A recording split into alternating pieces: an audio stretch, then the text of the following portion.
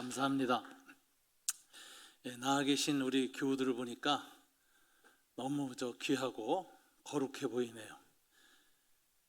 저는 요즘 느끼는 것이 이제 주일 아침마다 저희 교회는 좀 광교 호수 옆에 산 위에 있습니다. 교회가. 그래서 이제 교인들이 오려면 차를 따라서 이렇게 쭉 언덕으로 올라와야 돼요. 그래서 이제 교회 위에서 보면 산 길을 이렇게 꼬불꼬불 길을 따라 차가 쭉 올라오는 게 보여요. 주일 아침마다 교인들이 올라오는 걸 보면 그렇게 감동이 돼요. 어떻게 이렇게 주일마다 올라올 수 있을까? 정말 다들 피곤한 세상이고 오전에 잠자고 싶을 거 아니에요. 놀러 가고 싶을 건데 다들 은혜를 받으려고 가족들을 데리고 애들을 데리고 다 차를 몰고 올라오는 걸 보면 저는 아침마다 그냥 감동에 사로잡혀요. 이건 기적이다. 제정신 갖고는 여기 못 온다. 어떻게 저렇게 올 수 있을까? 그 느낌이 뭐냐면 제가 요즘 이제 느낀 건데요. 노아가 방주를 지어놓고 짐승들을 다 종류별로 모으는데 어떻게 모읍니까? 그잖아요. 일일이 가서 무슨 잡아갖고 오려는 게 보통 일이 아니잖아요.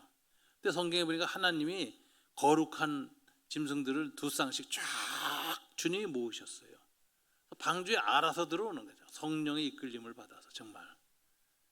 근데 제가 아침에 교회에서 교인들이 모이는 걸 볼 때마다 그 느낌을 받아요. 야, 성령께서 거룩한 자들을 이렇게 불러 모으시는구나. 그 거룩을 날마다 유지시키고 세상에서 구별되는 삶을 살게 하려고 은혜를 베푸시려고 저렇게 모으시는구나. 그래서 이제 오는 교인 한 사람 한 사람이 다르게 보입니다. 얼마나 존귀하게 보이고 귀한 분들인지 모르겠어요. 아주 그런 마음이 더 깊어집니다. 그래서 제가 요즘은 제가 이제 내년에 은퇴거든요. 은퇴를 앞두고선 정말 초보 목사처럼 마음이 초심으로 돌아갔어요. 교인 한 분 한 분이 얼마나 귀하고 얼마나 감사한지 그 발걸음 옮긴 것만 해도 막 감격이에요. 이건 기적이다. 전 매주 이렇게 기적을 보는 느낌이 듭니다. 오늘도 마찬가지입니다. 이 고난주간이라고 해서 여러분들이 이렇게 또 집회로 시작하고 이렇게 모이신 것은 여러분이 지음으로 온 거 아닙니다. 여긴 하나님이 성령이 거룩하게 강권하셔서 여기 안 가면 마음이 불편한 거예요. 왠지 끌리는 거예요. 이래서 여러분들은 하나님이 거룩하게 하기로 작정한 사람들로 하나님의 능력으로 모이신 겁니다. 서로를 보면 기적이에요. 옆에 분하고 인사하세요. 당신은 나의 기적입니다. 예, 예, 거룩한 분들끼리 이렇게 모이셨습니다. 감사합니다. 제가 이번 집회를 하면서 이제 월, 화, 수 중에 이제 날짜를 택하라 그러는데 이제 오시는 강사님들 이름을 제가 이제 물어봤더니 너무 귀한 분들이 오시는 거예요. 그리고 또 마지막에 오시는 홍 목사님은 저희 스승님이시고 그래서 이제 참 제자가 스승이 강사인 집회에 왔다. 이것만 해도 얼마나 영광스러운 자리인지 모르겠어요. 저는 그래서 제가 정말 예수님을 보면 그 신들매도 매기에 감당하지 못한다는 세례 요한과 같은 마음으로 왔습니다. 그래서 첫날 하겠습니다. 자, 주님의 길을 준비하는 마음으로 뒤에 오시는 강사님들을 준비하는 마음으로 이렇게 제가 첫날 오겠습니다. 그래서 첫날 오늘 맡았습니다. 오늘 무슨 본문을 말씀을 전할까? 이제 이걸 잡아놓고서 이제 내내 기도하는 중에 하나님께서 이 본문의 말씀을 감동을 주셨어요. 오늘 본문의 말씀은 우리가 잘 아는 말씀인데 이 베다니에 사는 마리아라는 여자가 예수님에게 향유를 부은 사건입니다. 근데 이 사건을 놓고 예수님이 뭐라고 하셨느냐? 9절에 보니까 이렇게 말씀하셨어요. 내가 진실로 너희에게 이르노니, 진실로 할 때는 예수님이 강조법이에요. 진실로 진실로 너희에게 이르노니, 진실로가 들어가면 굉장히 중요한 말씀을 할 때 주님이 하시는 거거든요. 이르노니 온천에 어디서든지 복음이 전파되는 곳에는 이 여자가 행한 일도 말하여 그를 기억하리라 하시니라. 오늘 본문에 이 마리아가 나도옥합 향유를 갖다 이렇게 부은 사건은 복음이 전파될 때마다 기억돼야 할 놀라운 사건이다. 이렇게 주님이 말씀하셨습니다. 그래서 고난주간을 맞이했을 때 첫 시간에 이 여인의 이야기를 여러분과 함께 나누는 것이 마땅하고 주님도 기뻐하실 것 같아요. 그래, 너는 내가 이 여자가 행한 일도 말하여 그를 기억해 하라 그랬는데, 본문은 오늘 이걸 잡았으니까 내 마음에 기쁘다 그러실 것 같아요. 그래서 오늘 제가 이 말씀을 주님이 이렇게 주신 말씀으로 여기고 여러분하고 함께 나누겠습니다. 원래 이 베다니에 사는 이 마리아라는 여자가 예수님에게 향유를 부은 사건은 요한복음에 보면은 유월절 엿새 전에 일어난 일이다 이렇게 기록되어 있었어요. 유월절 엿새 전에.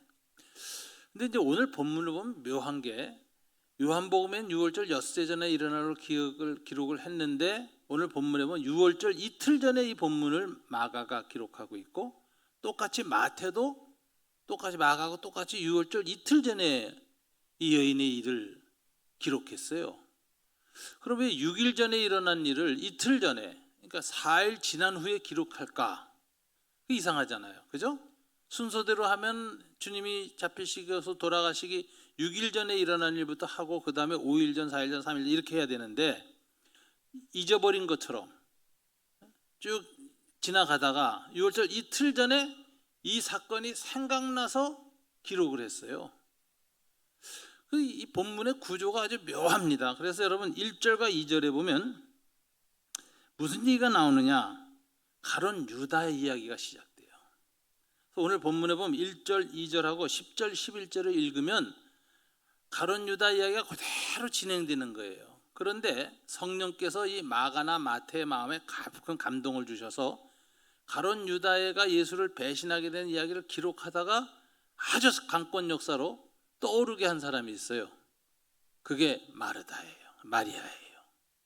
그래서 갑자기 1, 2절을 쓰고 이어서 9절, 10절을 써야 되는데 탁 끊고 3절부터 9절까지를 이 사건을 기록하고 나서 이어서 이제 10절, 11절에 가론 유다 얘기를 쓰니까 이게 삽입기절이라는 것인데, 왜 성령이 이렇게 삽입해서 쓰게 하셨는가? 이유는 딱 하나예요.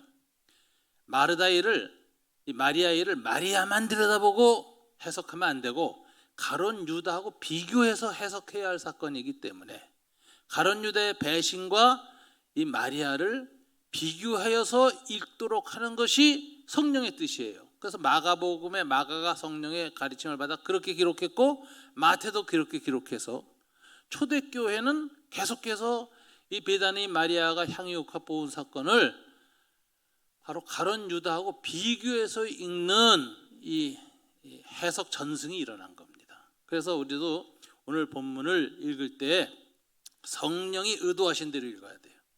성령이 의도하신 대로 읽어야만 성령의 감화 감동이 있습니다. 왜요? 성경의 저자가 누구죠? 성령님이에요. 성령님. 그런데 성경을 읽는데 성령님이 써놓은 대로 안 읽고 제멋대로 해석하면 성령님이 여기 이렇게 앉아서 듣고 있다가 아멘 안 하십니다. 노멘 하십니다. 저놈은 내 글을 읽어놓고 내 생각하고는 전혀 다르게 해석하네. 그런데 성령님이 앉아 계시는데 제 안에도 계시고 여러분 안에도 계시잖아요. 들어와 계신 이 성령님이 딱 이 목사 설교하는 걸 듣더니, 야, 저 목사는 내가 성경을 기록하는 것을 정확하게 알고 기록한 목적대로 바로 설교하는구나. 그래가지고선 성령님이, 야, 저자보다 더 잘한다. 저자가 원하는 대로 그대로 한다. 그래가지고 그때 어떻게 하시냐면 설교하는 사람에게도 힘을 주세요. 아멘 하시고, 성령님이 여러분들 안에서 듣는 중에 성령님이 아멘 하게 하신다고요. 왜냐하면 성령의 뜻대로 성경을 해석하니까. 그래서 이제 이 성령님께서 이 본문을 기록한 뜻이 무엇인가를 우리가 잘 알아서 거기에 맞춰서 우리가 말씀을 묵상해야 돼요. 근데 오늘 본문의 구조는 마가와 마태부터 처음부터 보면은 이 베다니 마리아의 일은 누구하고의 비교해서 읽어야 되느냐? 가론 유다가 배신하는 사건하고 비교하면서 읽어야 된다. 그래서 제목이 오늘 제가 가론 유다와 마리아 이렇게 제목을 잡은 거예요. 이 성령님이 기록한 뜻대로 잡은 거예요, 제목을. 자, 그러면은 1, 2절하고 10절, 11절 한번 연이어서 한번 읽어보면은 가론 유다 얘기가 아주 자연스럽게 흘러갑니다. 제가 1절을 먼저 읽겠습니다. 교독하죠. 1절. 이틀이 지나면 유월절과 무교절이라 대제사장들과 서기관들이 예수를 흉계로 잡아 죽일 방도를 구하며 이르되 밀란이 날까 하노니 명절에는 하지 말자 하더라. 9절 10절 여러분 읽으세요. 아니 10절 11절 10절 11절 시작.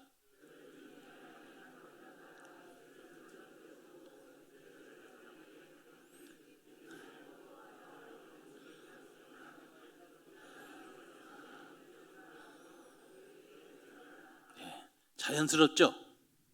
6월절 이틀 전에 가룟 유다가 예수를 배신하게 되는 이야기가 1절, 2절, 10절, 11절 이렇게 읽으면 자연스러워요, 흐름이. 그래서 이제 우선 가룟 유다 이야기부터 좀 먼저 해야 되겠습니다. 때가 언제냐? 이틀이 지나면 6월절과 무교절이라. 주님이 금요일 밤에 체포를 당하시고 목요일 날 오전 9시에 십자가형을 받으셔서 오후 3시에 운명하셨습니다.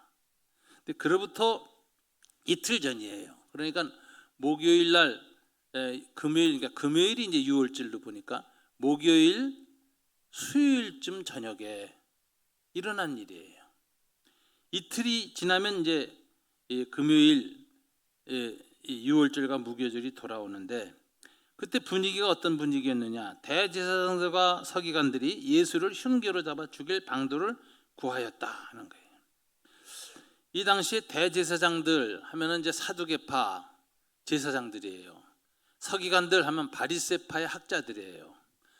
이 사두개파하고 바리새파는 유대의 두 종파인데 평소에 서로가 으르렁거리는 사이였습니다. 사두개파는 요즘 말하면 여당이에요. 그 당시 로마하고 헤롯의 왕정 체제를 도와주고 있던 사람들이에요. 로마 체제 협력자들이에요. 바리새파는 조금 거리를 두고 야당 노릇하는 사람들이에요.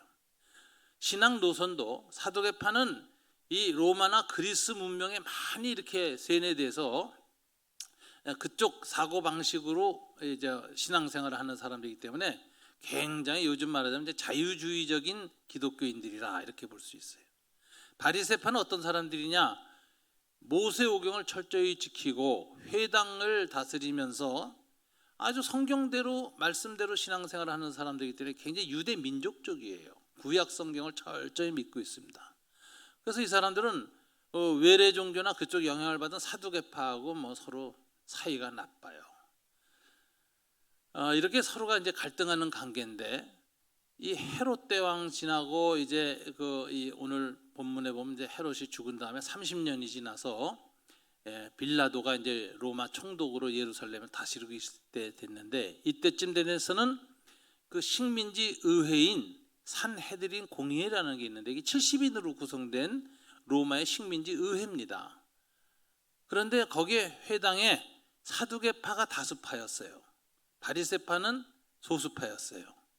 이런 상태로 이제 있었는데 이 두 사람이 평소에 서로 아웅다웅하고 협조를 못했는데 예수님 죽이는 일에만은 마음이 합친 거예요. 이상하게. 그 이유가 뭘까? 원래 예수님은 사두개파보다는 바리새파와의 충돌이 심했습니다. 예수님이 주로 활동한 것이 갈릴리 지역이었고요. 갈릴리 지역은 3년 동안 각 회당에서 예수님이 종교 지도자라고 부닥쳤지 이 생애 중에 기껏 예루살렘에 올라가 봤어요. 3번밖에 안 올라가셨어요. 그래서 3번 가서 성전에 가서 성전을 지배하고 있던 제사장 사열 계파인 이 사두개파하고는 갈등이 이렇게 자주 안 일어났던 거예요. 근데 주로 3년 동안 활동하셨던 갈릴리 지역에서는 회당마다 또 안식일마다 막 논쟁이 많이 붙었어요. 누가복음에 보면은 처음부터 이 바리새파는 예수가 위헌한 인물이라는 걸 아는 거예요. 첫 설교를 듣자마자 절벽으로 끌고 가서 떨어뜨려 죽이려고 했는데 그때는 아직 하나님의 때가 아니었던지라 성령의 역사가 일어나서 예수를 못 죽이고 흐지부지하게 되는 그런 사건이 있어요. 그러니까 처음부터 바리새파하고는 예수님이 안 맞았어요. 왜 안 맞았을까? 예수님의 공생애 동안의 갈등은 전부 바리새파와의 갈등입니다. 성경의 내용을 다 보면 밤낮 바리새파하고 회당에서 싸워요. 근데 뭐가 그 갈등이냐? 첫째로 바리새파 사람들은 구원론이 예수님하고 달랐던 거예요. 결정적인 게. 바리새파 사람들은 율법을 가르치는 사람이고 회당을 지배하는 세력입니다. 그래서 이제 지방 회당 세력이라 그래요. 근데 이 사람들은 구원관이 어떻게 되어 있냐면 평생의 율법을 잘 지켜서 순종한 것이 이쪽이고 불순종한 것이 이쪽인데 죽은 다음에 하나님이 저울을 단다는 거예요. 그래서 순종한 쪽이 더 많아서 기울어지면 쭈르륵 미끄러서 천당 간다는 거예요. 불순종하면 이쪽으로 기울어서 쭈르륵 해서 지옥 간다는 거예요. 그러니까 살아있는 동안에 율법을 지키느냐 안 지키느냐가 영원한 생명을 결정해요. 그리고 얼마나 무섭고 철저히 지키겠어요. 영혼을 결정하니까. 그래서 이제 율법을 철저히 지켰습니다. 그러면서 이제 이 사람들도 무슨 생각했느냐? 아예 이스라엘의 거룩함을 유지하지 못하고 이방인하고 짝지어 사는 사람, 그러니까 세리들, 그 이제 로마의 세무서 관리예요. 그 다음에 이방인들하고 정을 통하면서 살게 되는 창녀들, 이 사람들은 이스라엘의 순교를 지키지 못한 사람들이에요. 이 사람들이 비록 로마 사람들하고 붙어서 잘 먹고 잘 산다 할지라도 천국에 영원히 들어가는 일은 원천봉쇄해야 되겠다 생각한 거예요.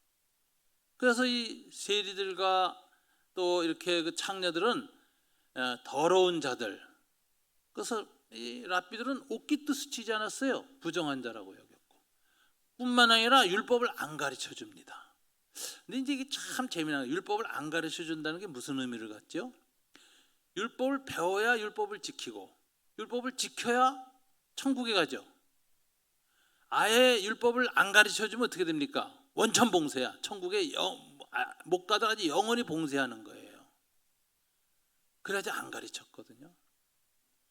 그 당시에 여러분들이 이제 유대 당시의 그 상황을 이제 잘 모르겠지만 학자들이 이제 많이 연구를 해서 로마인들이 유대 팔레스타인 사람들에 대해서 인구 조사를 굉장히 열심히 했어요. 왜?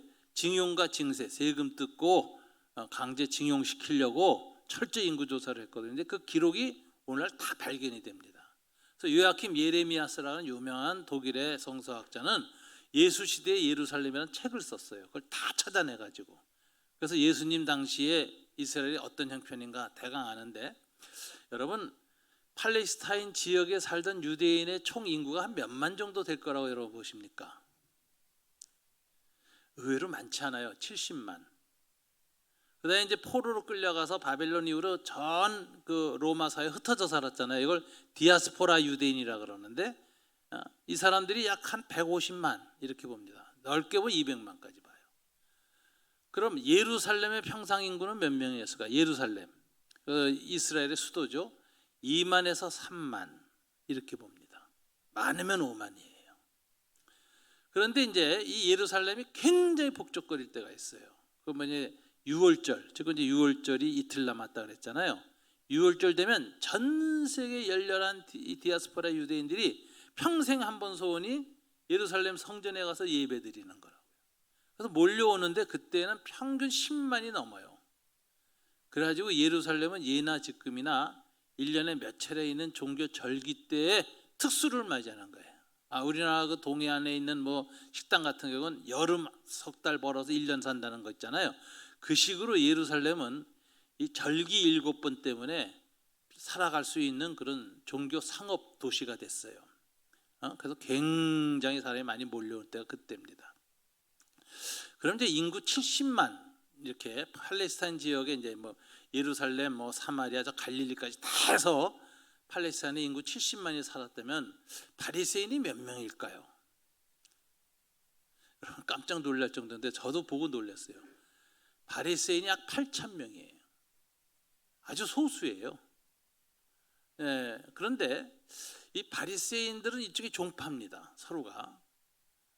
그리고 이제 대부분의 사람들은 뭐였냐면은 그 당시 너무 가난해서 자유민으로 살지 못했어요. 근데 이 바리새인들은 랍비들은 대부분 자유인이었어요. 그래서 자영업자들 또는 이제 전문 기술을 가진 목수, 어부, 장사하는 사람들. 그래서 가난해도 자기 시간을 자기가 마음대로 쓸 수 있는 사람들이에요. 그래서 이 사람들이 성경을 배울 수 있는 시간적 여유가 있어요. 가난해도 성경을 배울 수 있는 사람들. 이게 랍비들인데 대부분의 그 당시 팔레스타인 사람들은 약 80%가 자기 땅을 갖지 못한 소작농으로서 농노가 돼 있었어요. 자유가 없었어요. 그래서 이제 이런 사람들을 그 당시 문서에 보면 암하 아레츠라고 불렀습니다. 땅의 백성들. 그건 무슨 소리냐?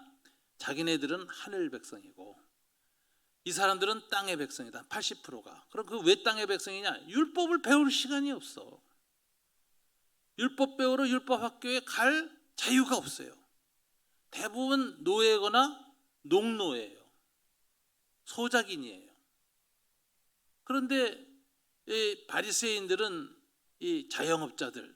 그래서 그 당시에 말하면 이제 중산층이란 말은 이제 자본주의가 온 다음에 생긴 용어고 그 당시에는 중간계층이라 그런 사람들인데 이 사람들이 다 랍비들입니다. 가난해도 자유인이에요. 예수님의 제자들은 어떤 사람들일까요? 사회계층이 가난한 노예나 농노일까요? 여러분 예수님 제자들 보세요. 중간계층이었어요. 베드로나 야고보, 요한 보세요. 다 자기 배 갖고 있었어요. 선주였어요. 야고보, 요한은 아버지가 하인들도 데리고 있었어요. 그죠? 또 그 중에 한 사람은 뭐 나중에 세리도 들어오곤 했지만 하여튼 대부분의 예수님의 제자들의 직업 분포를 보면 그 당시에 중간계층이었어요. 그러니까 이 사람들이 율법을 배울 수 있는 사람이고 또 성경을 잘 가르치는 선생님, 랍비, 젊은 랍비, 예수를 만나면 제자가 돼서 쫓아다닐 수 있는 그런 사람들이었어요. 근데 대다수의 사람들이 그 당시에 암하 아레츠, 어둠에 속한 사람들이라고. 땅의 백성들. 그 사람들 구원받습니까? 못 받습니까? 못 받아요. 그래서 이 재미난 사실은 율법을 지켜서 행함으로 구원받는다라는 행위 구원론을 가진 이것은 역설적으로 지식 구원론이었어요. 공부해야 구원받는다. 이거 굉장히 억울한 일 아니에요. 가난한 것도 억울한데 공부할 시간이 없어서 학교를 못 갔는데 학교를 못 가서 율법을 못 배웠다고 율법을 행할 수도 없고 뭐가 율법을 지키는 건지 모르니까 그러니까 지옥 간다. 그래서 대부분의 그 당시의 사람들은 현실의 삶도 어려웠지만 내세에 대해서도 희망이 없었어요. 천국 갈 그 희망을 못 가진 사람들이 대부분의 백성이었어요.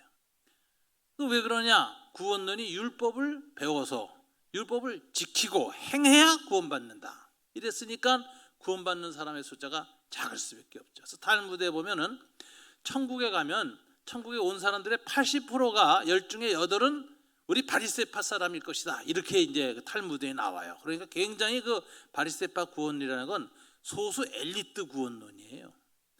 요즘 한국식으로 말한다면 스카이 대학을 나온 사람만 구원받는다 이런 거하고 비슷한 거예요. 그러니까 그 당시 많은 사람들이 얼마나 현실의 삶은 로마의 치하에서 겨우겨우 극한 빈곤 속에서 살아나가는 판에 구원에 대한 희망도 없는 상황이었다. 근데 예수라는 인물이 갑자기 나타난 거예요. 근데 이 젊은 랍비는 뭐라고 가르치느냐? 야, 율법을 지켜서 구원받는 게 아니다. 하나님이 나를 보내셨다. 내가 행한 말과 내가 가르치는 이런 일들을 보고 나를 마음의 주님으로 영접하면 나를 보내신 아버지를 영접하는 것이요. 내 아버지를 영접하면 공부 안 해도 시험 안 쳐도 율법을 안 지켰어도 현재 죄 가운데 있어도 하나님을 영접했으니까 모든 죄를 사면해 주시고 내 백성으로 받아들인다. 그래서 율법을 안 지켜도 율법을 몰라도 예수를 믿기만 하면 하나님의 자녀가 되는 권세가 됐고 그 나라의 백성이 된다. 회개하라 하나님 나라가 임하였느니라. 이렇게 가르치니까 이게 바리새인들은 청천벽력입니다. 아니 회당에 와서 율법을 공부 안 하고 율법을 안 행해도 저 예수라는 인물이 말하는 말씀을 듣고 그것만 받아들이고 아멘하고 영접하면 그동안의 모든 죄를 하나님이 다 용서해 주시고 하나님 백성으로 만든다니 이게 무슨 소리냐? 이게 바리새파한테는요 예수 운동이 성공하면 회당 문 닫는 거예요. 그러니까 바리새파 사람은 처음부터 예수의 가르침의 위험한 점을 알아봤어요. 저는 처음부터 죽이기로 한 거예요. 처음부터 죽이려고. 기회가 안 닿아서 못 죽인 거예요. 또 하나님의 허락이 없었기 때문에 죽일 수가 없었어요. 그래서 이제 바리새인들이 일찍부터 예수를 죽이려고 뜻을 굳혔고, 이 예수님이 이제 마지막 유월절 때 예루살렘에 올라가셨어요. 가서는 예루살렘에 있던 사람들이 다 궁금했죠. 도대체 저 사람이 소문에 그 왕성하고 바리새인들하고 정말 싸움을 많이 한다고 문제를 일으킨다고 하는 예수라는 젊은 랍비라고 하는데, 사두개파들은 궁금하게 도대체 어떤 사람인가? 우리하고 이 원수지간인 바리새파하고 싸우다니까 우리 편인가? 그러면서 이제 지켜보는 상황인데 예수님이 딱 나타났습니다. 예수님이 나타나셨는데 오자마자 성전에 가세요. 성경에 보니까 가서 뭐라고 해요? 이 성전을 헐어라. 내가 사흘 만에 다시 짓겠다. 이 사두개파가들 굉장히 기분 나쁜 소리예요. 우리는 성전 때문에 제사장 노릇하면서 예루살렘 중앙 종교 권력을 장악하고 살아가는데, 예수가 와서 우리들의 그냥 권력의 중심지인, 종교 권력의 중심이고 우리의 신앙의 중심인 성전을 헐어버려라. 사흘 만에 내가 짓겠다는 거죠. 사이비도 저런 사이비가 없다. 이런 생각을 했어요. 그 다음에 성전 와서 한 유명한 비유가 있었어요. 갈릴리에 땅을 사뒀는데 소작인들이 가을에 돈을 안 내. 그래서 하인들을 보냈더니 두들겨 패, 돈 안 내고. 그래서 몇 차례 보냈다가 내 아들을 보내면 회개하고 소장료 내겠지. 아들을 보냈더니 아들을 죽여버렸어. 너희라면 어떻게 하겠느냐. 이게 유명한 성전 비유라는 겁니다. 근데 이 비유를 듣는 순간에 이 사두개파 사람들이 제사장 들으니까 이거 예수가 우리 편인 것 같은 느낌을 주는 거예요. 그 비유의 내용을 보면 그 소장료 안 내고 주인 아들 죽인 저 소장농들이 나쁜 놈들 아니에요. 묘사하시는 거 보니까. 근데 그 당시에 이 성전을 통해서 돈을 무지 버는 사람들이 이 사두개파입니다. 사두개파가 그 당시에 성전 귀족이라고 했어요. Temple Aristocrats. 성전을 통해서 부자가 된 사람들이에요. 어떻게 부자 됐을까? 하나님께 와서 예배를 드릴 적에 양과 소를 팔아야 되는데 멀리서 갖고 오면 자꾸 흠이 나죠. 그러니까 그건 하나님께 흠이 있는 재물은 재물로 드릴 수가 없다고 퇴짜를 놔요. 그럼 어떤 놈을 사서 재물로 드리면 제사장들이 사두개파인데 좋아 이거 됐어 하고 통과시켜 주느냐? 성전 마당에서 파는 소 양떼를 사서 들여오면 오케이야. 근데 성전 마당에서 소떼 양떼를 파는 사람은 다 평사두개파예요. 제사장이 아닌 자기 일가 친척들이 다 장사하는 거예요. 독점 사업이지. 그래가지고 엄청나게 돈을 버는 겁니다. 그 다음에 이제 하나님 앞에 속전세를 내야 돼요. 반세겔씩. 1년에 반세겔씩. 그래서 이제 30년 만에 온 사람은 15세겔 내야 돼요. 1년에 반세겔씩. 속전세 몰아서 내야 돼요. 근데 이걸 내야 되는데 그 당시에 동전이 말이죠. 로마 사회에서 주조되던 동전은 전부 앞뒤에 황제상이 새겨져 있는데 황제를 신으로 섬겼거든. 이게 우상이에요. 우상이 새겨진 동전을 성전에 하나님께 바칠 수가 없어. 더러운 동전이에요. 우상 동전이에요. 그런데 그 당시에 이 신상을 새기지 않고 숫자만 새긴 동전이 딱 한 번 발간된 적이 있어요. 두로 동전이라는 것인데 그거 몇 개 없어요. 그래서 유대인들은 장사하다가 두로 동전을 발견하면 딱 받고 안 내놓습니다. 왜? 성전에 가서 속전세 낼 때 그 돈으로 내려고. 그런데 이렇게 계속해서 성전에서 속전세를 받다 보니까는 이 두로 동전 우상 형태가 안 생긴 동전이 전 세계 로마 세계 전체에서 어디에 모일까요? 성전에만 모여. 시중에선 찾아봐도 이제 찾을 수가 없게 됐어요.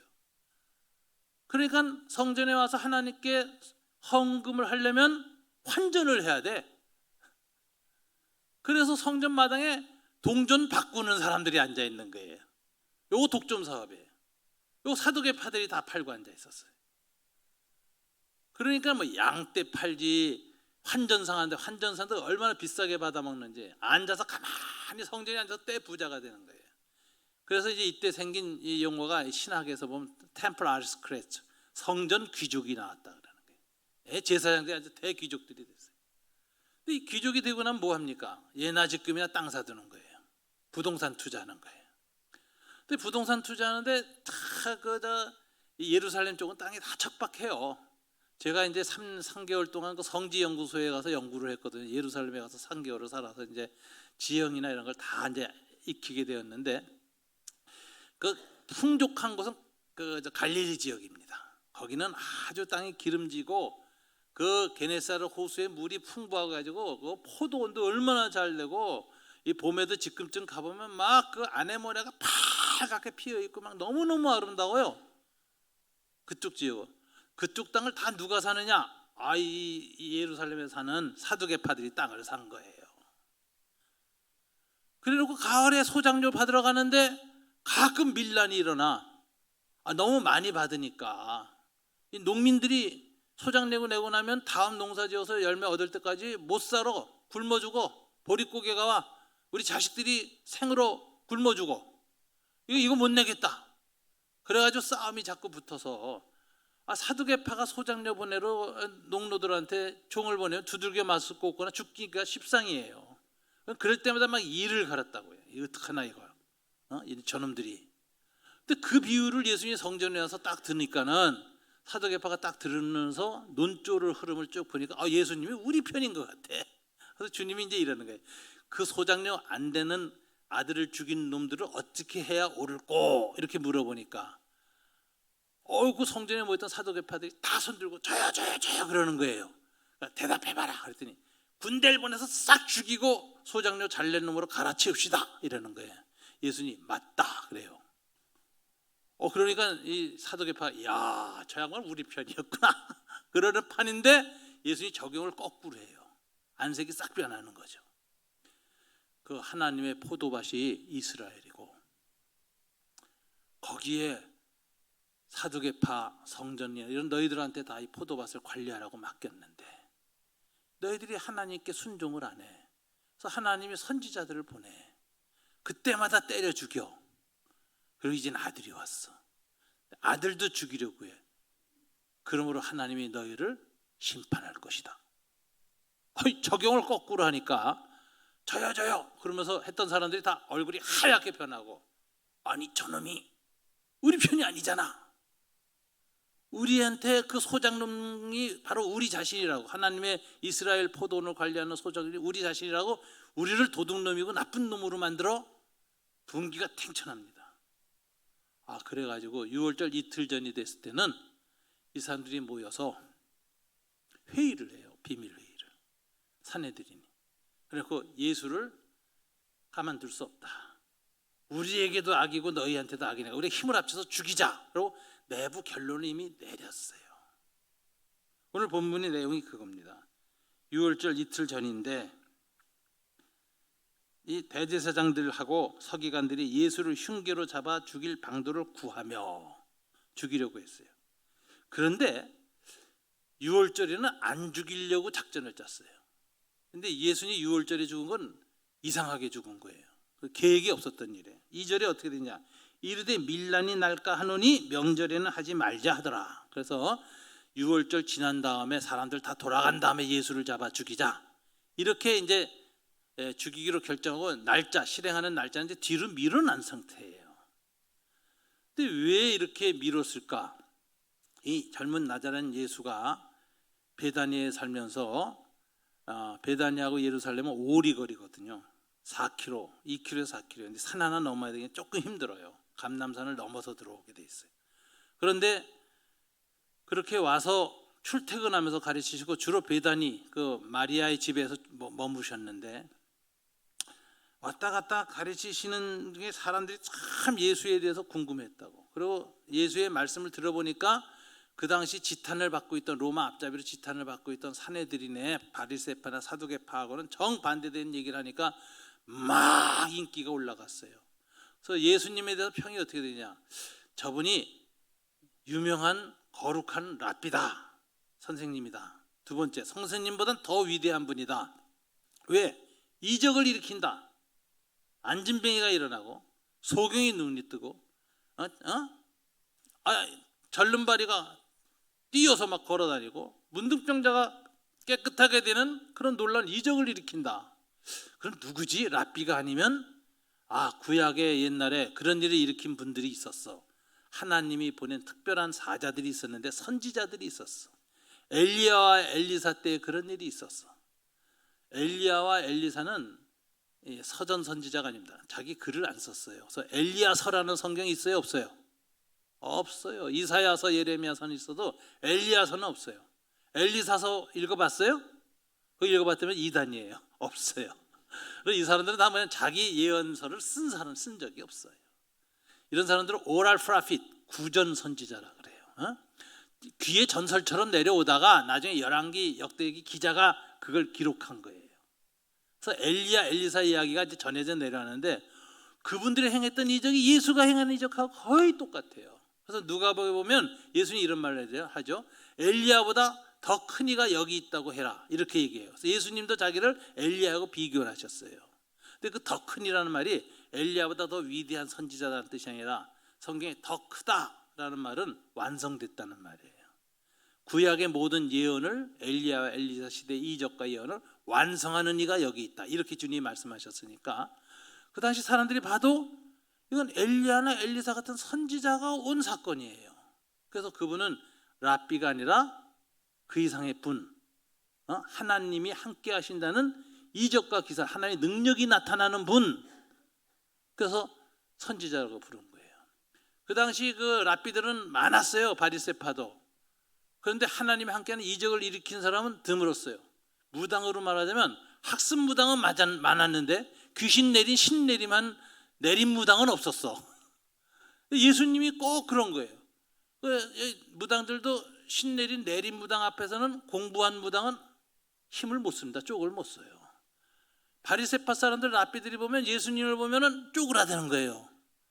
자기네들은 이적이 안 일어나. 근데 저 양반은 이적이 막 일어나. 하나님이 함께 하시는 분이라는 증거가 나타나. 그래서 많은 사람이 몰려들고 따르기 시작하죠. 예수님이 그 일을 예루살렘 올라오는 중에 여리고에서 바디메오도 눈 뜨게 하고 말이죠. 예루살렘에 들어오고 하니까 막 사람들이 난리가 났어요. 그런데 예수님이 죽으시기 6일 전에, 일주일 전에 무슨 일을 일으키셨느냐? 이게 이적 중에 이적, 7번째 이적, 요한복음에 기록된 7가지 표적 가운데 마지막 표적, The Last Miracle 일으키셨는데, 베다니 마을에 살던 문둥이로서 마르다와 마리아의 오라버니를 다시 죽은 지 사흘 만에 살리신 거예요. 나자로야 나오너라. 이미 죽어서 사흘이 지나서 냄새가 난다 그랬어요, 성경에. 여러분, 사람이 죽으면은 유대 그쪽은 이제 날이 더워서 먼저 썩습니다. 근데 내장이 썩고요, 이 골이 썩고요, 눈동자가 먼저 썩어서 흐물흐물해요. 그래서 이제 유대인들이 그 사람이 죽은 다음에 이제 시체를 집어넣는 건 사흘이 지나서 집어넣는데, 유대인 전설이 있어요. 나간 영혼이 사흘 때쯤 가서 자기 몸을 이렇게 들여다보니까 못 들어오게 생겼다는 거예요. 눈이 다 썩어서 동태 눈알이 돼버려가지고 냄새 나서 아예 포기하고 간다는 게 유대인지 전설이에요. 그래서 3일 동안은 그 동굴에 무덤에 집어넣지 않습니다. 기다려요. 혹시 기절했다 살아나는 사람도 가끔 있거든요. 그러니까 이제 기다리는데 사흘 지나면 끝났다 이거예요. 그러니까 사흘 지나서 무덤에 집어넣어도 이미 냄새가 난다 그랬어요. 그러니까 다 죽었어요. 여러분, 오늘날 뇌과학이나 신경과학에서도 보면 시신경 한번 망가지면 인간의 힘으로는 돌이키지를 못합니다. 뇌에 썩어 들어가면 그건 뭐 어떤 의술로도 다시 못 살려요. 완전히 죽은 거예요.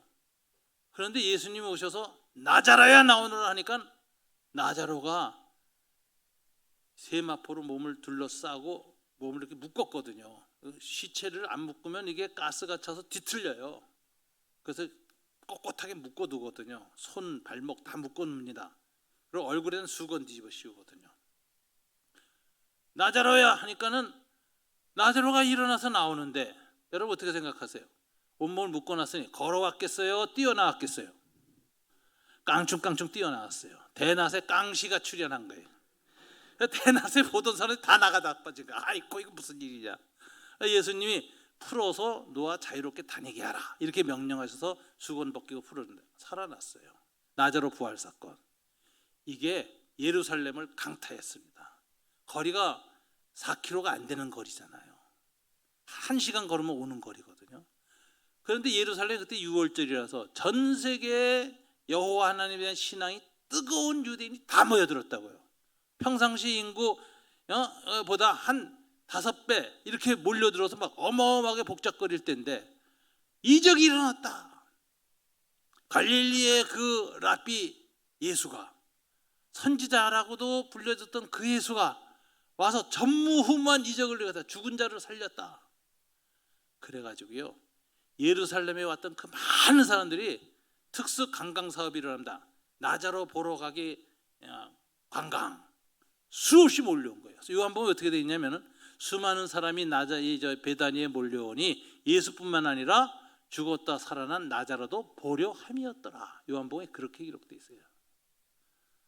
그리고 그때 이제 사내들인 공회가 모인 거예요. 야, 저놈이 저렇게 우리를 대적한 놈이 큰 이적을 이렇게 인기를 끌고 있으니 저대로 놔두면 안 되겠다. 우리 죽이자. 로 결심을 했는데 죽이는 김에 나자로까지 죽이다. 그래서 요한복음에 예수뿐만 아니라 나자로도 죽이고자 하니 이는 저를 인하여 예수를 믿는 자가 많음이로라. 그래서 예수와 나자를 한꺼번에 죽이자. 이렇게 계획을 짜놓은 상태예요. 그러니 이 당시에 예수님이 일으킨 이 이적이 얼마나 그 예루살렘을 뒤흔들었는지 이게 어마어마한 사건인 거예요. 이게. 그래서 사람들이 무슨 말이 도느냐? 그분이 말이야 랍비도 아니고 선지자도 아니야. 대낮에 이렇게 죽은 사람을 살려내는 이것은 하나님만이 할 수 있는 일이지. 저분은 하나님이 우리를 구원하러 보내신다고 하는 사람의 몸으로 오시는 메시아, 그분인 거 틀림없어. 예수가 메시아라는 소문이 쫙 퍼집니다. 그래서 예수님이 어제 종료주일, 그죠? 나자로 살리고 이틀 지나서예요. 예루살렘에 들어가니까 나귀 타고 들어가는데 온 사람들이 모여들어서 종려나무를 흔들면서 왕의 예법으로 찬양해요. 호산나 다윗의 이름으로 오시는 이요. 다윗의 이름이란 말이 왕이란 뜻이거든. 그리고 많은 사람들이 겉옷을 벗어서 예수님의 발 앞에 깔았다. 이런 기절이 나와요. 그게 또 무슨 얘기냐? 여러분 열왕기서에 보면요, 예후라는 장군이 있어요. 이 장군이 엘리야로부터 보낸 편지를 받고 아합 왕에게 쿠데타를 일으킬 결심을 했어요. 아람과 전쟁하러 나갔다가 이성계 장군하고 똑같아요. 위화도 회군하듯이 전쟁 나갔다가 엘리야가 딱 종을 보내서 와서 저 엘리야 선지자가 장군님만 따로 독대하기를 원합니다. 그러니까 그래? 그래서 들어와서 뭐라고 하냐 했더니 주의를 물리쳐 주십시오. 그러니까 장군들이 다 바깥에 나갔어요. 막사 바깥으로. 느닷없이 갖고 온 그릇에서 부었는데 기름을 부어버렸어요. 예후 얼굴에다. 그래서 하나님께서 예후를 이스라엘 왕으로 삼으셨습니다. 쿠데타를 일으키는 거예요. 이제 엘리야 선지자가 기름 부어서 쿠데타를 이제 하나의 뜻으로 이제 알려주는 거예요. 그러니까 예후가 기름을 뒤집어 쓰고 나오니까 밖에 있던 장군들이 얼떨떨한 거, 이게 도대체 무슨 일이지? 그러니까 예후가 너스레를 뜹니다. 그 스파이가 있을까봐. 그 선지장 갔는데, 젊은 선지자 엘리야 제장 갔는데, 엘리사 제장 갔는데 왜 미친놈이 와서 엘리사 사도가 보냈다, 선지자가 보냈다 하면서 내 머리에다 기름을 부었어? 이러는 거예요.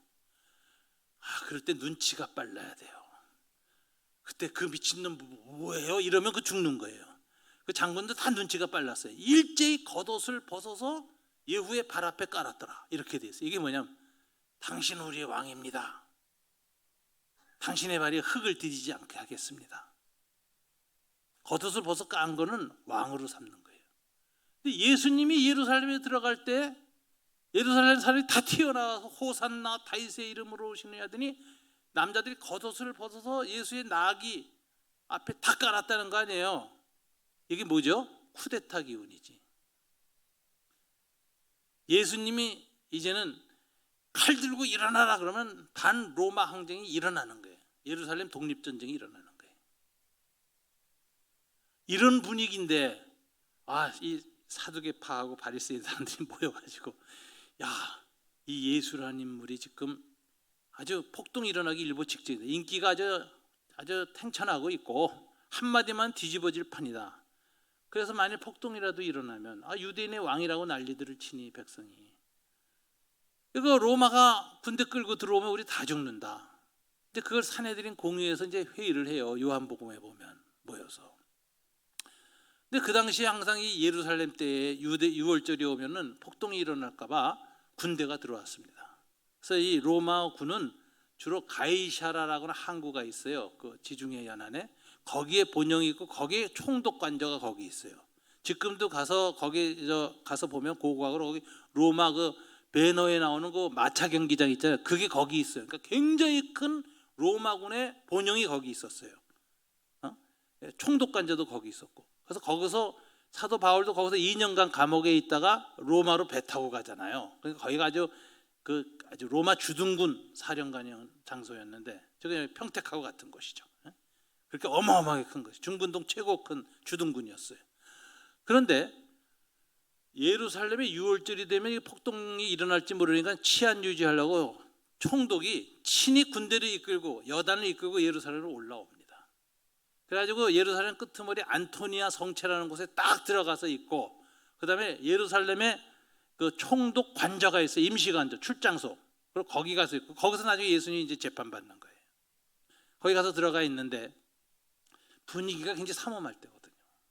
그러니까 우리가 배너 영화에 보면은 그 군인들이 막 들어오는데 그 배너 여동생이 그 구경하다가 기아장 떨어뜨려서 로마 군인이 쓰러지는 바람에 잡혀가지고, 그게 이제 말하자면 그 주둔하러 올라오는 장면이에요. 예루살렘으로. 그런 상황이거든요. 그래서 이제 이 사내들인 공회가 모여서 회의를 할 때 이렇게 얘기합니다.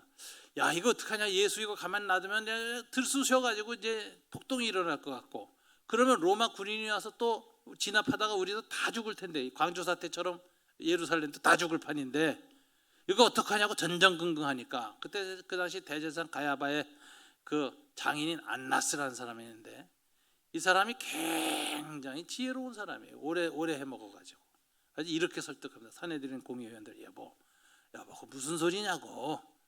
그 한 사람을 우리가 미리 잡아서 죽여버리면 폭동도 안 일어나지 않느냐.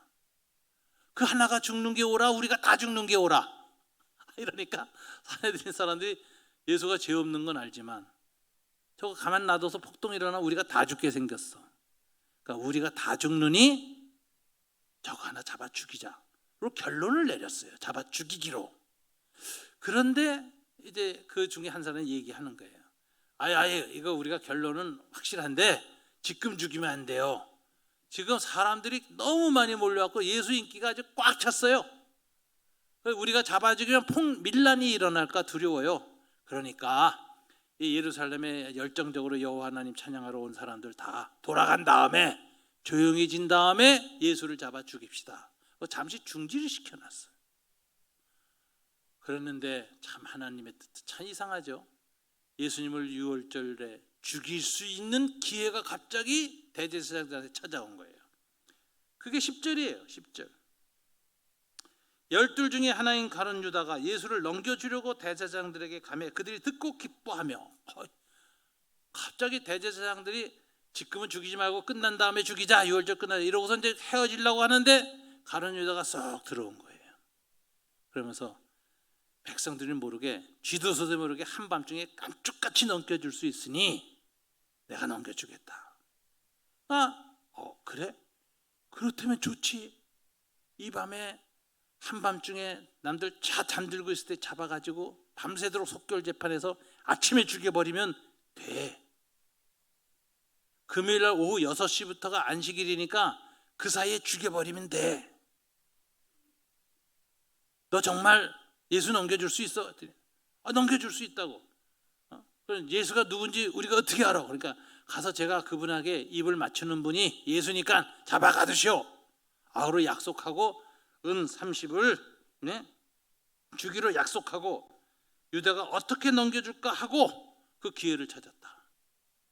이 상황이에요. 이 상황. 그러니까 오늘 본문을 가만히 보면 바로 이 가룟 유다가 그 예루살렘 분에서 예수를 죽이려고 다 결심을 했고 제사장들하고 다 짜서 이제 이틀 지나면 죽을 판이라.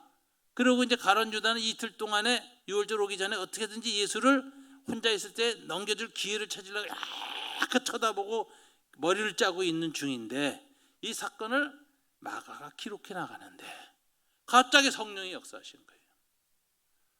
성령이 좋은 일에만 역사하시는 줄 알았더니 나쁜 일에도 역사해요. 나쁜 일을 기록하고 있고 예수가 체포당한 장면을 기록하는데 성령이 임재해서 막 마가 마음을 역사해가지고 누구를 생각나게 했느냐? 나흘 전에 6월절 엿새 전, 오늘 이 가룟 유다가 배신하기 4일 전, 한 여자일이 성령이 생각나게 하세요. 어떤 일이 생각났을까요? 예수님이 나자로를 부활시켰습니다. 그래서 그 나자로의 베다니 마을의 촌장인 시므온이라는 사람이었는데 그 사람도 문둥병자인데 거기 불렀어요. 그래서 예수님이 거기 초청에 받아가서 나자로 부활했다고 해서 잔치가 벌어진 거예요. 마을 잔치가. 근데 나자로의 여동생 그 마리아라는 여자가 있었는데 이 마리아는 성품이 좀 온유하고 내성적인 여자였어요.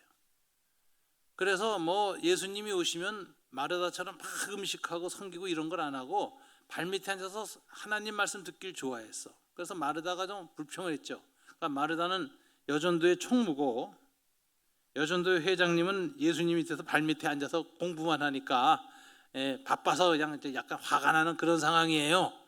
마르다하고 마리아가 자매인데도 성격이 달라. 하나는 아주 활발하고 외형적이고 하나는 아주 내성적이고 조용한 여자야.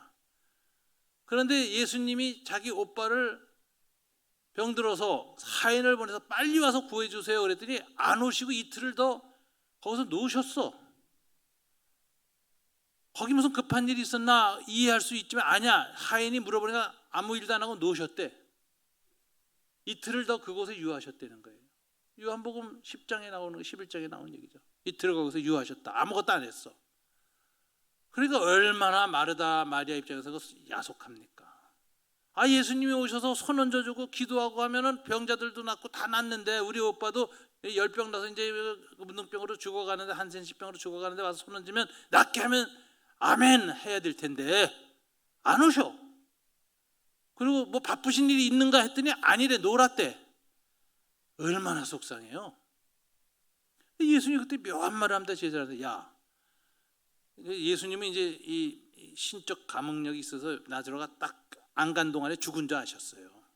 나자로가 지금 잠들었다. 그러니까 제자들이 아프다가 병이 났나 봐. 잠이 들었대. 이제 이렇게 얘기를 하는데 죽은 걸 말한 거거든요, 예수님이.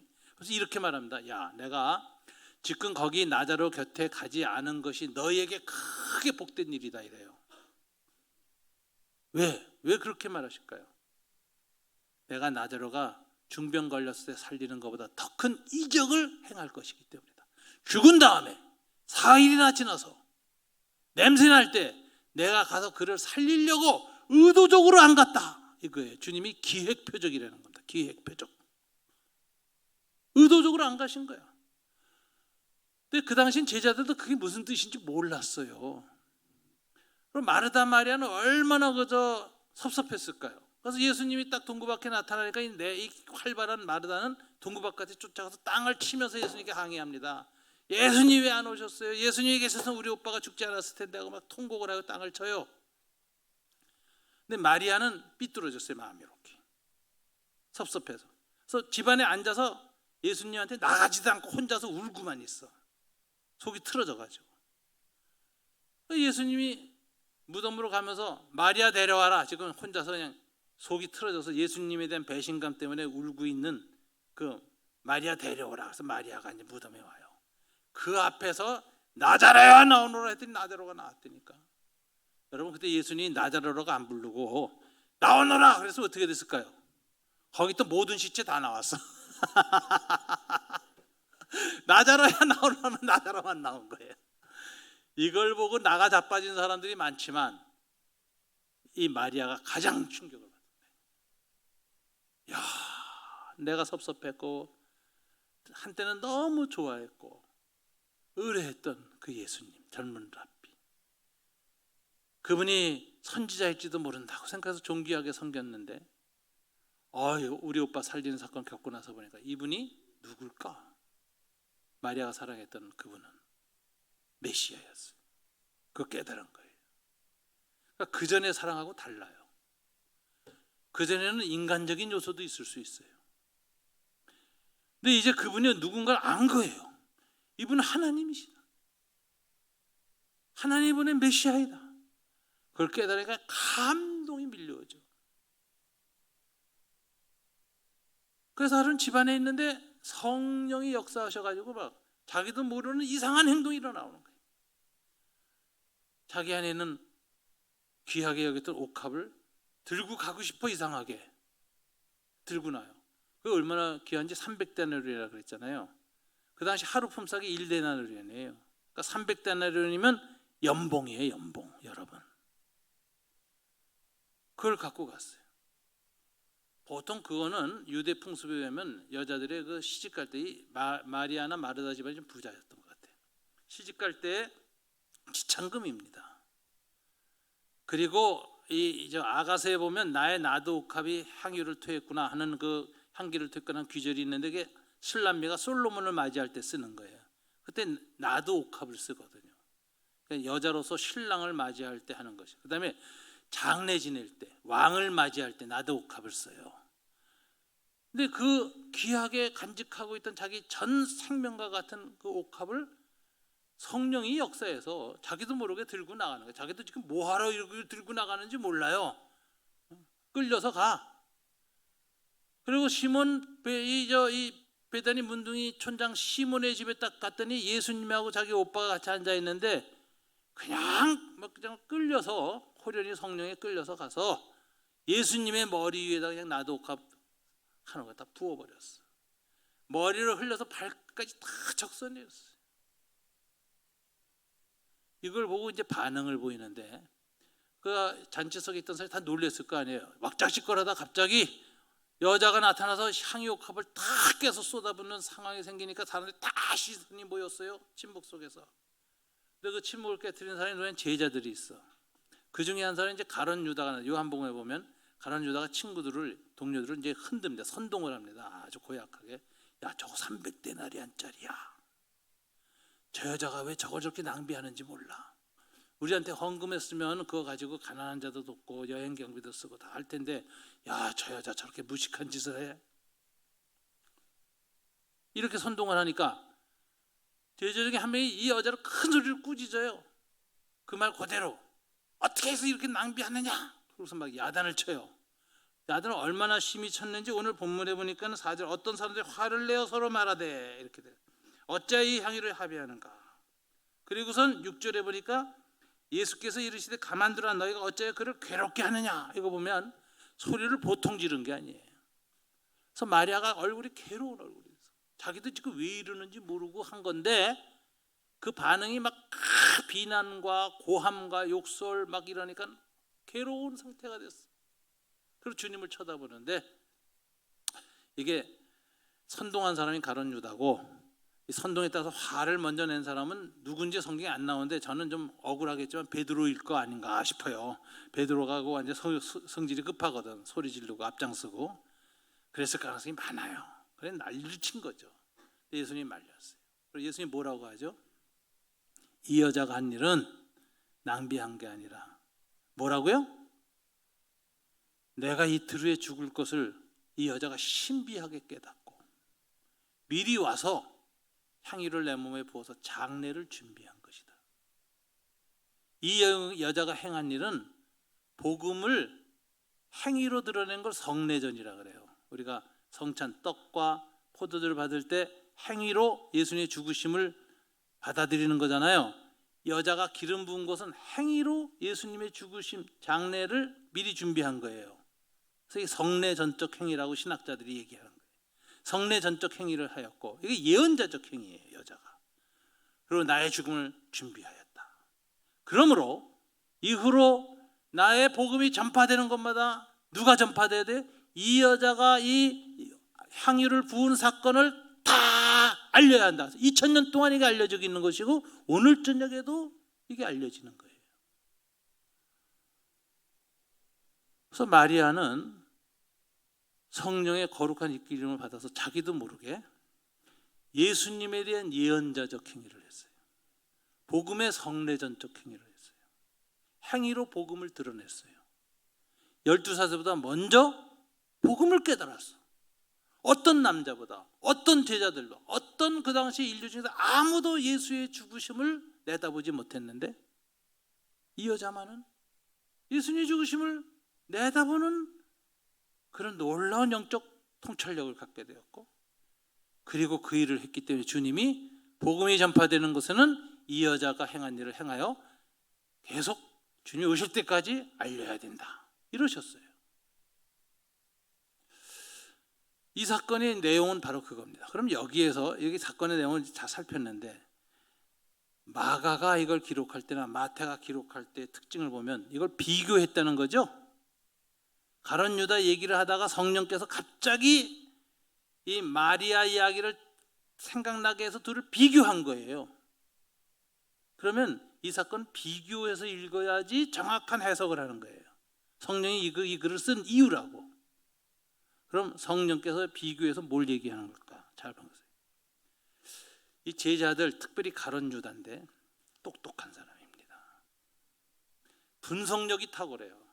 척 보면 300데나리온짜리 다 알아요.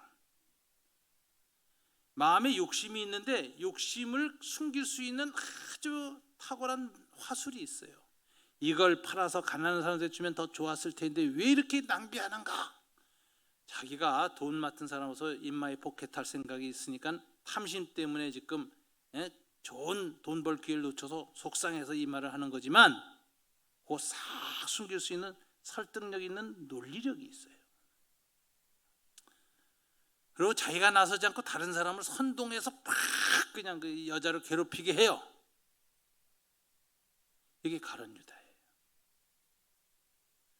근데 마리아는 보면 좀 정반대예요. 논리에 안 맞아, 하는 행동이. 본인도 왜 하는지 몰라. 그죠? 그런데 불끈불끈 하고 싶어. 성령의 감화 감동 속에서. 자기도 이 행동이 예수님의 죽음을 예비하는 행위라고 스스로는 몰랐다고 생각합니다. 모르고 순종했어. 그런데 예수님이 나의 죽음을 미리 준비하는 행위라고 2000년 동안 3000년 앞으로 계속 복음을 전파하는 놀라운 예언자적 행위라고 이렇게 높이 칭송하셨어요. 저는 이렇게 생각해요. 가룟 유다는 뇌과학에서 말하면 좌뇌 인간입니다. 하루에 아마 시계열하는 사람이 쓴 뇌내 혁명에 보면 우뇌와 좌뇌가 있는데 좌뇌는 주로 이성 분석지예요. 그래서 IQ 높은 사람은 좌뇌가 좋은 사람이야. 뭐든지 분석도 잘하고 논리적으로 딱 보고 따지고 정확하게 이렇게 할 수 있는 그런 사람이에요. 좌뇌. 정보 분석 처리 능력이 탁월해. 우뇌는 뭐냐? 우뇌는 직관지. 논리적으로 말하고 설명하지 못하도 사물을 딱 보면 옳은지 그른지 좋은지 나쁜지 본능적으로 꿰뚫어 아는 능력이에요. 이걸 직관지라 그래요. 이성과 논리를 넘어섰어요. 그래서 사물의 표면이 아니라 본질을 꿰뚫어 볼 수 있는 그런 통찰력이 있는 것이 우뇌에서 나와요. 그래서 우뇌는 이 직관지라 그래요.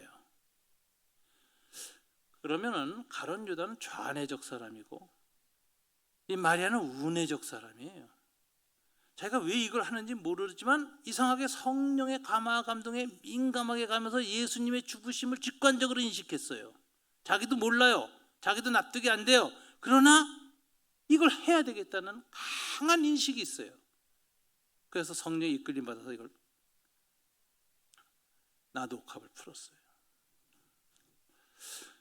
주님은 이 두 사람 중에 누가 주님을 더 깊이 이해하고 인식했겠다고 본 거죠?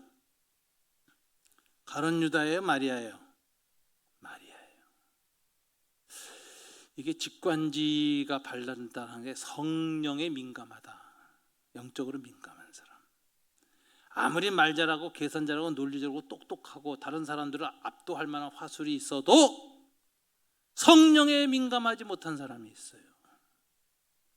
세상에서는 지도자가 되지만 교회에서는 성령의 뜻을 잘 몰라요.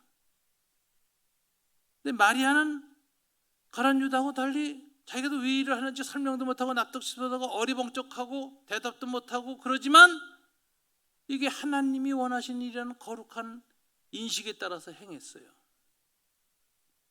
그래서 이것을 공감지, 직관지라고 하는데, 이게 재미난 이론이 있습니다.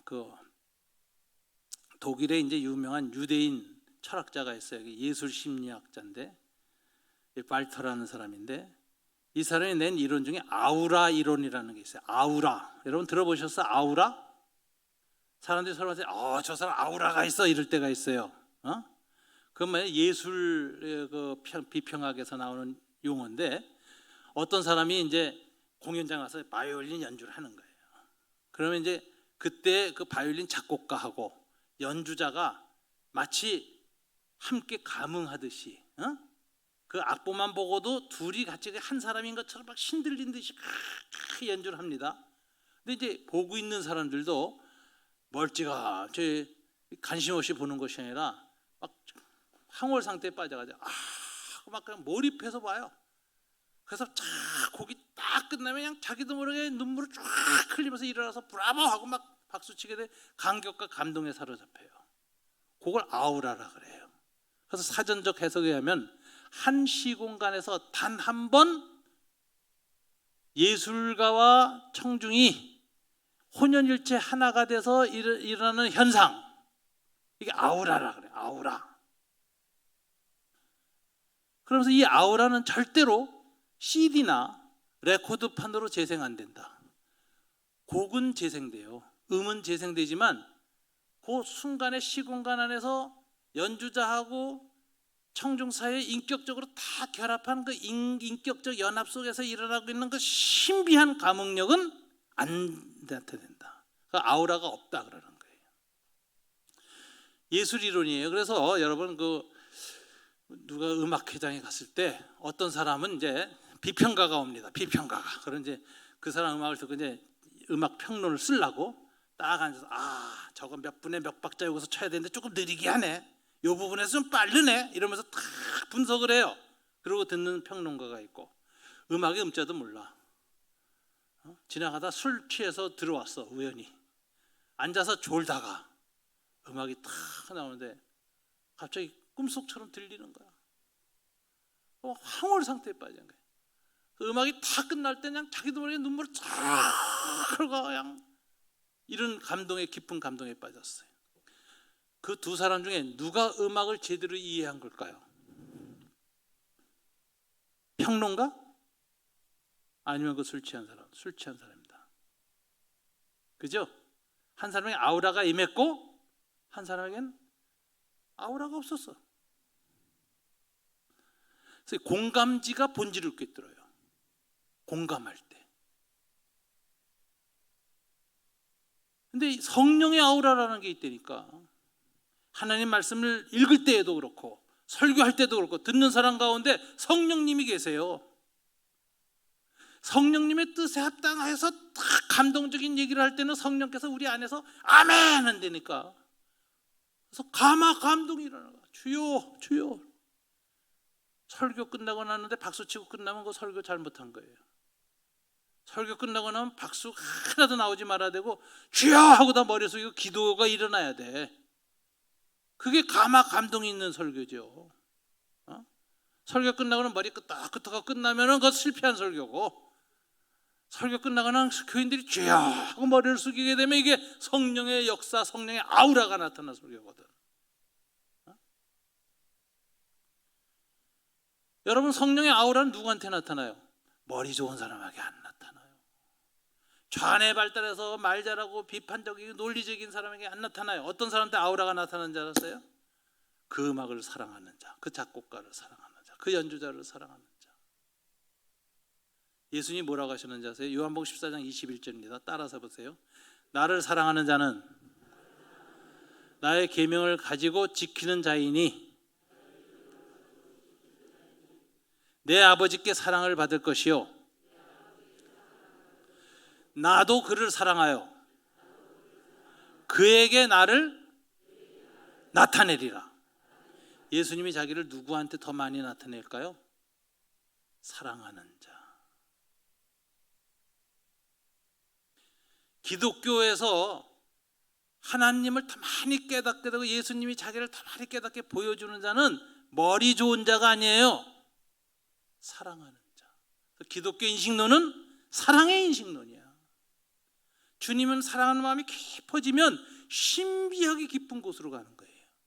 마리아가 주님 사랑하는 마음이 깊어지니까 신기하게 나도 컵을 들고 주님께 가서 쏟아부으면서 주님의 죽으심을 미리 증거하는 사도들보다 더 뛰어난 예수의 제자가 되었어요. 그래서 초대교회는 이 두 사건을 비교하면서 읽으면서 부활절 고난주간을 맞이하는 참된 신앙은 어떤 신앙이어야 돼요? 가룟 유다 같은 신앙이 아니라 마리아 같은 신앙. 죄송합니다. 교회에서는 장로님 같은 신앙보다는 권사님 같은 신앙.